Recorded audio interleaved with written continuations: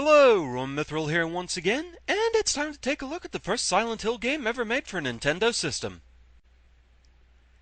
And for those expecting Shattered Memories, well, not quite. That's gonna have to wait until later this year. Instead, we're having a look at something completely different. Ah, the compression of the Game Boy Advance trying to run fully rendered video. I've seen far worse. Far worse. But anyway, we're having a look at Silent Hill Play Novel. We'll start a new file here. Silent Hill Play Novel is a game, it's not too widely known, one reason being it was never released outside of Japan. Which is gonna be a bit of a problem. Yeah. Obviously I can't read this. So we're just gonna go with it. It's one of several reasons I'm not gonna be doing a full LP of this. Wait. Cowiger Dinox? Cowiger Dinox. Alright.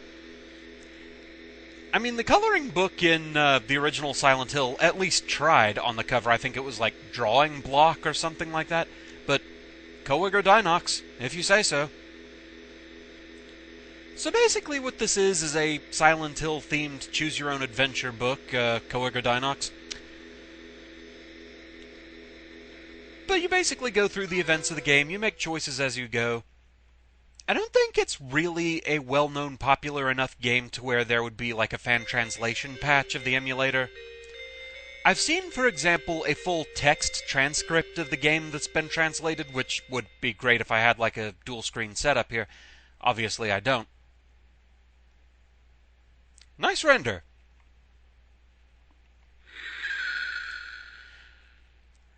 But yeah, obviously having to go back and forth between looking at a text file and playing the game, it definitely takes you out of it. Not that this is the most intensive game, being a choose-your-own-adventure book. It's gonna stay there and wait for you, of course. But yeah, this was actually the first Silent Hill game to be released on a Nintendo system. Like I said, it was for the Game Boy Advance. And it's just an interesting little thing to look at. I didn't think it was really worth doing a full LP, but I figured may as well do one video on it, maybe go through one ending. And hey, we're just gonna choose choice A every time. Hey, you know, if you don't understand the language, one choice is as good as another. Actually, that's terrible advice. Don't follow that advice. Get a trusted translator. That probably does not include Google Translate, Babelfish, or anything of the like. Definitely not Translation Party, as fun as that is to mess around with. Choice A. Always. Well, that does seem to confirm that this probably came out after the revisions to the original game where they removed the Grey Children and just put mumblers everywhere. And the original Harry Mason. I love that they went ahead and put the full animation in there for that. It's still just one of my favorite scenes. It's just so silly and iconic. And we have Sybil.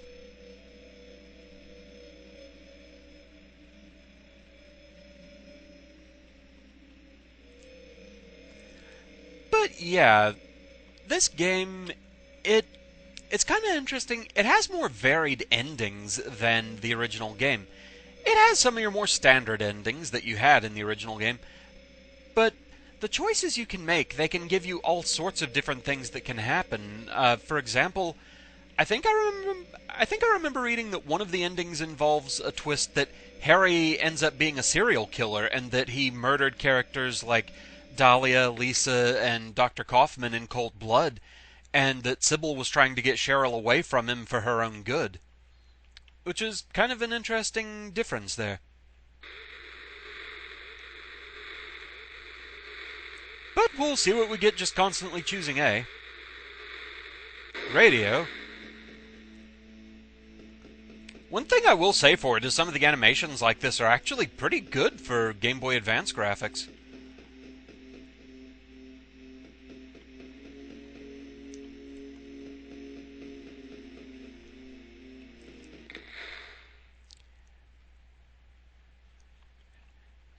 But yeah, I mean, you can see why I probably wouldn't want to do a full LP of this, even if it was fan-translated.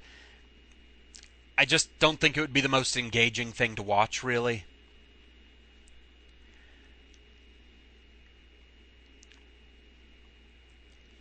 Oh, look, Koinger Dinox. Or whatever it was. It's a little more smudged now. At least we can read that. And hey, you skip all the way to the school. You don't have to go and get the 3 keys to the Eclipse or anything like that.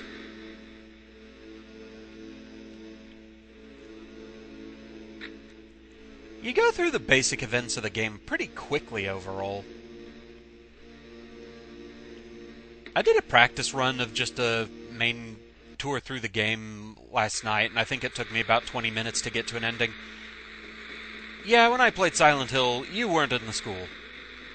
You didn't show up until a lot later. Whoa, red aura, okay.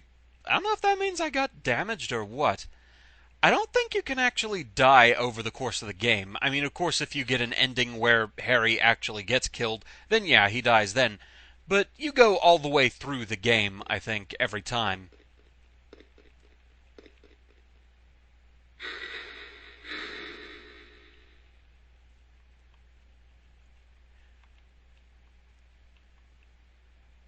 And you occasionally get puzzles to mess around with. This one's pretty straightforward. You just have to build a path from the rotating wheel there to the not rotating wheel.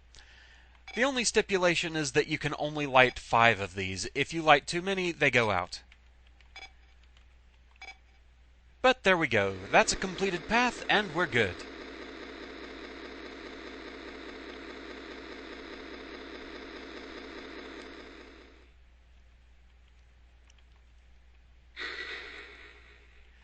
So since I'm not really going to have too much to talk about as we go here, I may as well combine the 2 bonus videos I was talking about making, because this does take a little bit longer than I really thought it would.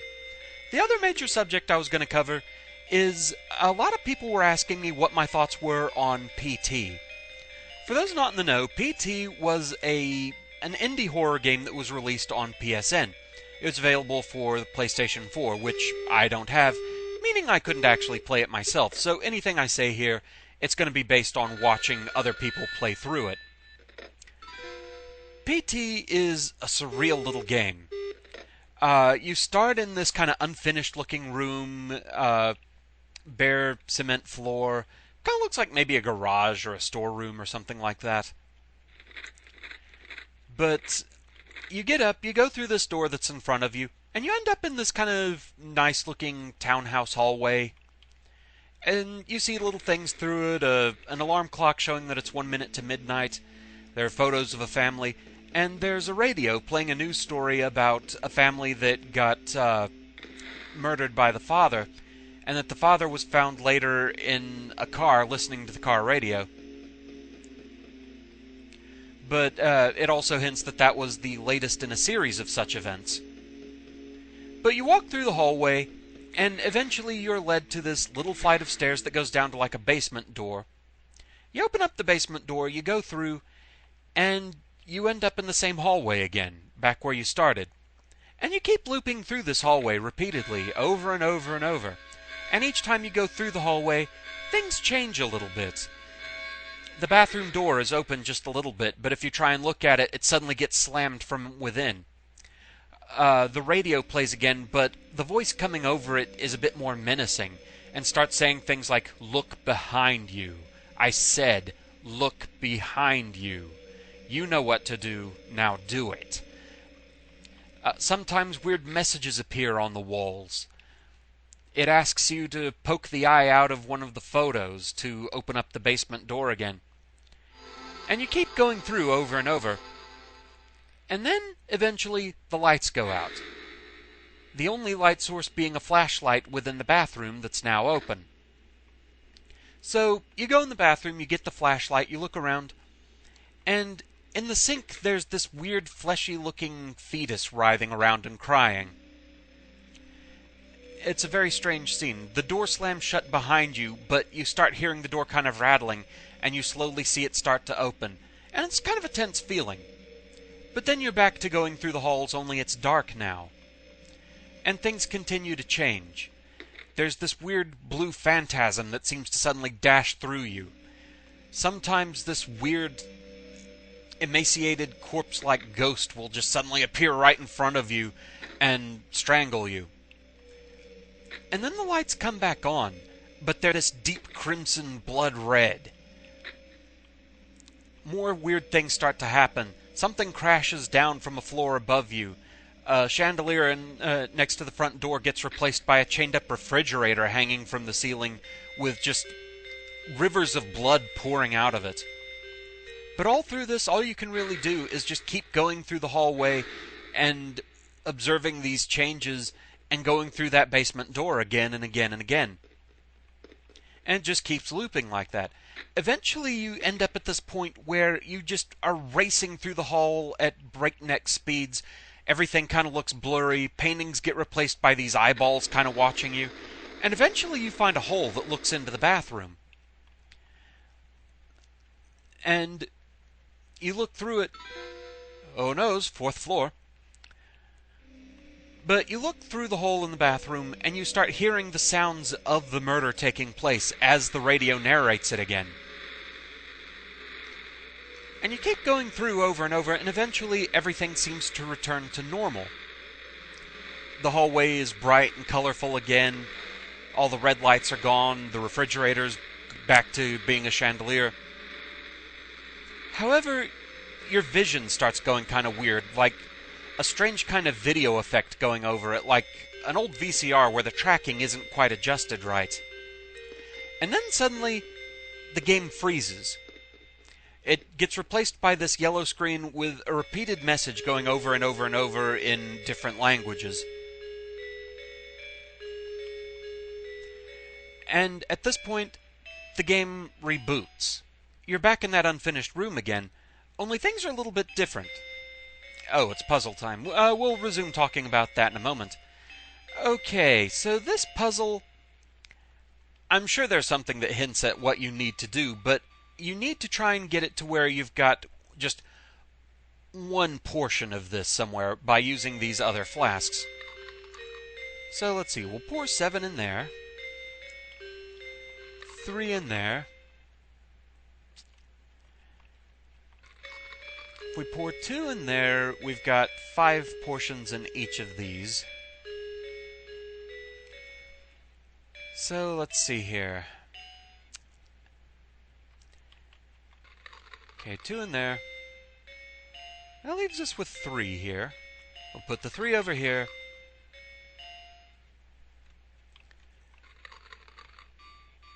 This has me down to 2.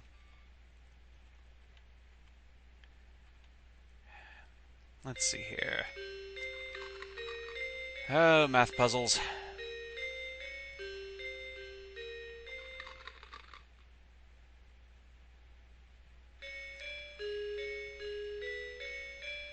Alright, we'll put the 7 back over here. 3 goes in here. Okay, we've got 3 here, 7 there.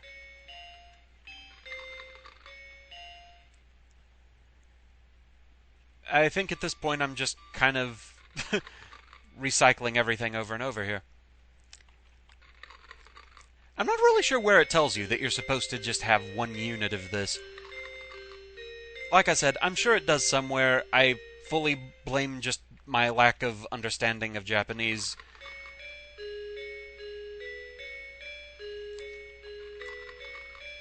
Okay.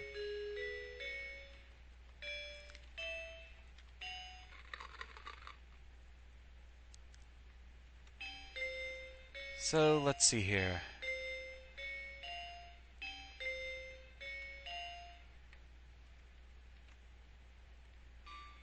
If I pour into that, that would take 5 out of this. I'd be left with 3, I think?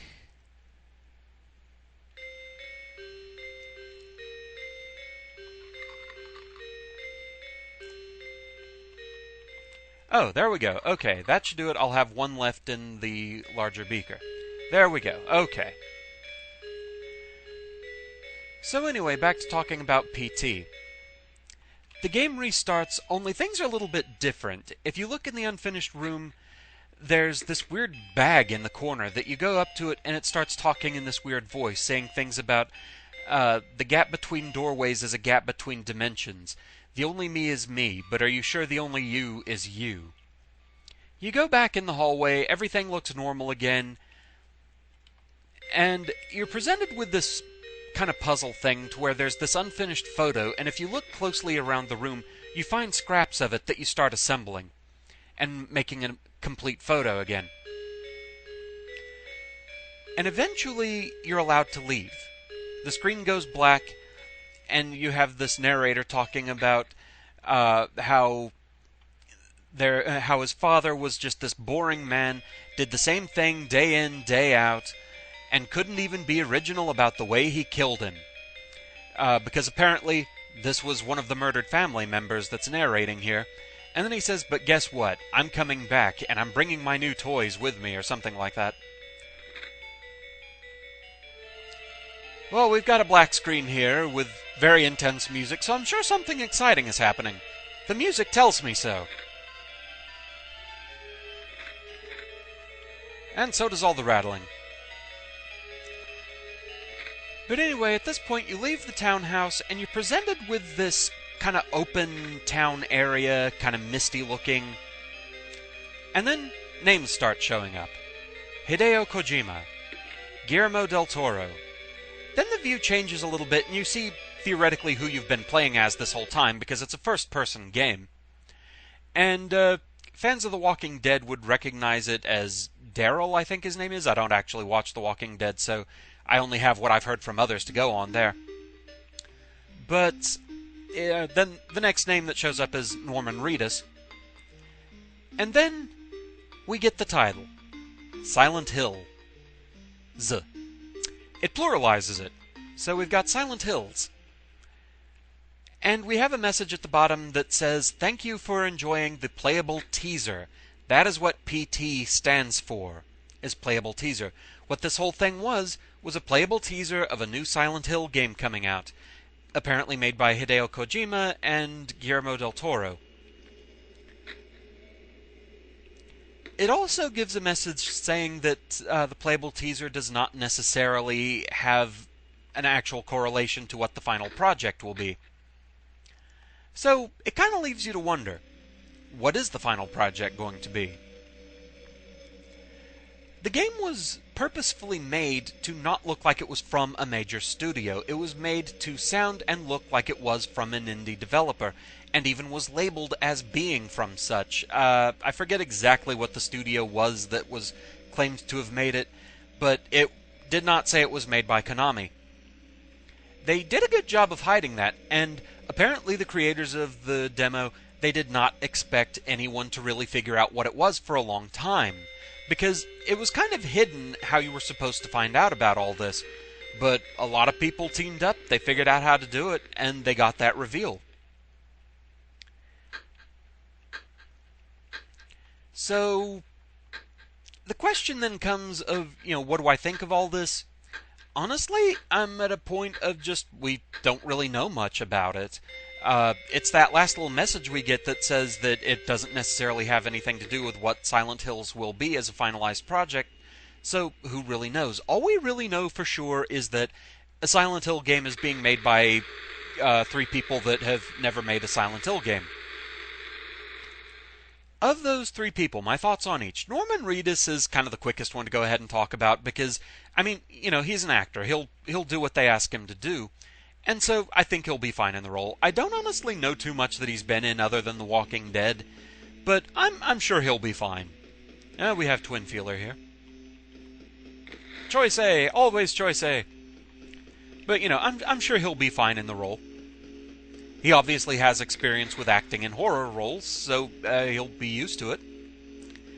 Guillermo del Toro, basically he's a movie director. Again, he's got a lot of horror experience.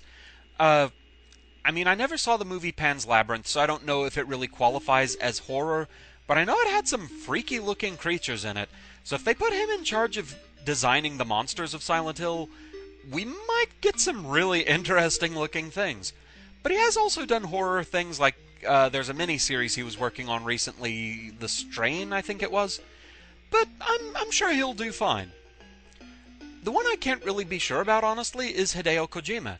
Yes, he's experienced in making games, but he doesn't really have much in the way of horror experience. He's actually claimed this. And wow, for Game Boy Advance graphics, that just looks so weirdly smooth.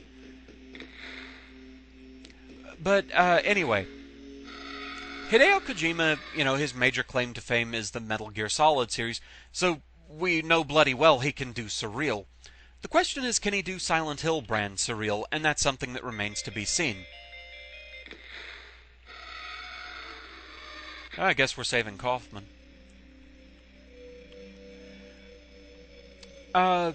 He's said before that he doesn't really have a lot of horror experience because he's actually easily scared. And so it remains to be seen what he'll be able to do with the Silent Hill series. Admittedly, I'm a little put off by an interview he took part in, just because of the direction it went and the focus he decided to give it. He was asked about Silent Hills, and the way he put it, he said, at first we made a game that would make you pee your pants. Our new goal is to make a game that will make you ess your pants, and then he just kind of obsessed over that.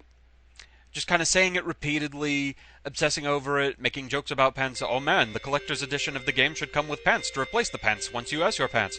And it just seemed kind of juvenile and off-putting, and honestly, I could have done without that.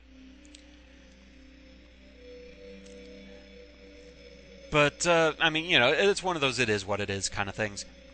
My concern, though, about that phrasing and about seeing the demo itself is I'm hoping it doesn't go too jump scare happy, because to me that's not what Silent Hill is supposed to be about.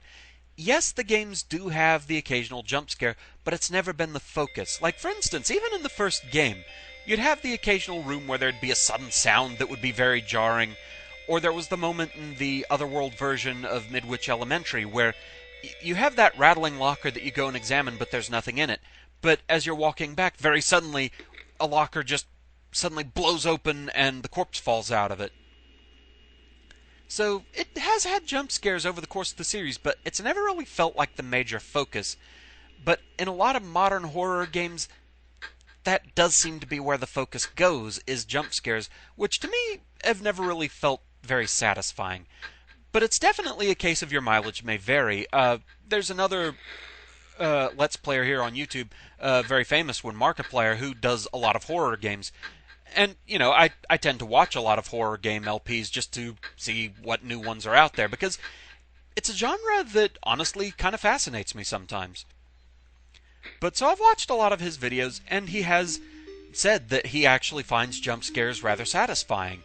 The adrenaline rush from them, and I can see where people would appreciate them. But to me, they usually just feel kind of cheap and not as satisfying as a good, creepy atmosphere, which is what Silent Hill usually does really well. And so I'm hoping that Kojima will be able to continue that. Thank you for using the Flauros operating system.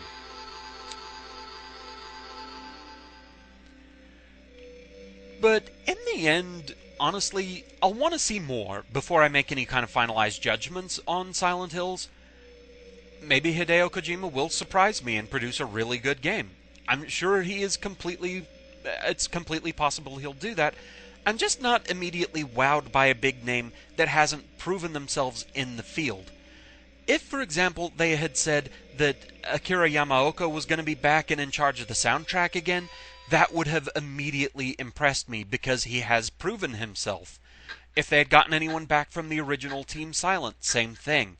Hideo Kojima, yes, he has made good games, but he has not made a Silent Hill game, so it's uncharted waters for him. I'm sure he has the potential to do well, but I'm not immediately going to say, oh, he's going to do great. I'm also not immediately going to say, oh, this is going to be terrible. We'll see what he can do. But for now, we really don't know too much about Silent Hills. We've had the PT, and we've had another trailer that I don't think it was actually interactive, but it definitely had some surreal things going on in it that I could say are potentially very Silent Hill-ish. But again, it's first person. I'm hoping the final game won't actually just be all first person, because I mean, Silent Hill 4 had the first person segments within the apartment, and it just always felt kind of clunky to me. I definitely prefer the traditional behind the back action of Silent Hill games. And we have butterflies. Essentially, this just feels like trial and error to me. Again, maybe you're hinted at what you actually need to do, which I think is come examine this brown butterfly and you find a key. Like I said, there's probably something in the text that tells you to do that. I just don't really know what it is right off. But yeah, I'm hoping it goes with the traditional kind of Silent Hill camera view of behind-the-back, third-person action. We don't know if there's going to be any kind of combat in the game, or if it's just going to be you just have to run. I personally hope for combat. I'm not a big fan of you just have to run type survival horror. I can see where it is appealing to some. Me, I like to get in there and mix it up. It's why, for example, in Shattered Memories, the running from the Rorschach segments, they just kind of felt in the way to me of town exploration and everything I really wanted to do. But I can see where it would appeal to some. But like I said, thoughts on playable teaser and Silent Hills is just we don't really know enough yet. But hopefully it'll turn out to be a really good game. I'm hopeful for it. I'm hopeful for it. Granted, I don't have a PS4 at the moment, so I won't be able to play it when it comes out unless that changes by then. So we'll see what happens. But so with that, I guess we ought to get back to the action here. We seem to be fighting the incubus.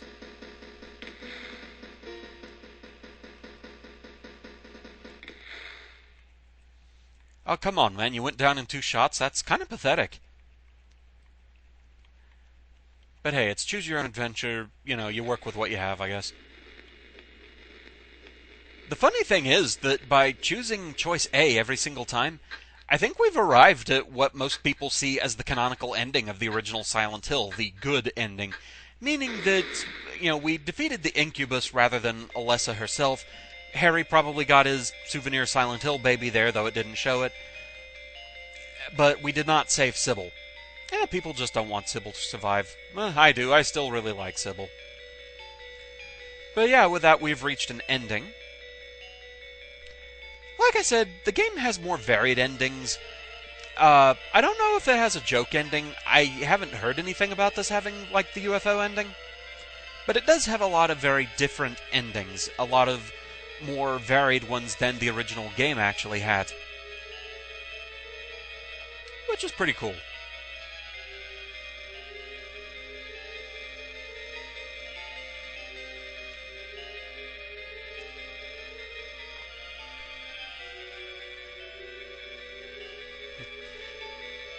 I get so used to the halo of the sun being the major Silent Hill symbol that I always... I can't help but feel like the mark of Samael just looks wrong compared to it, because I'm expecting to see something different. But, I mean, canonically, that was the first major symbol. So that one's just on me.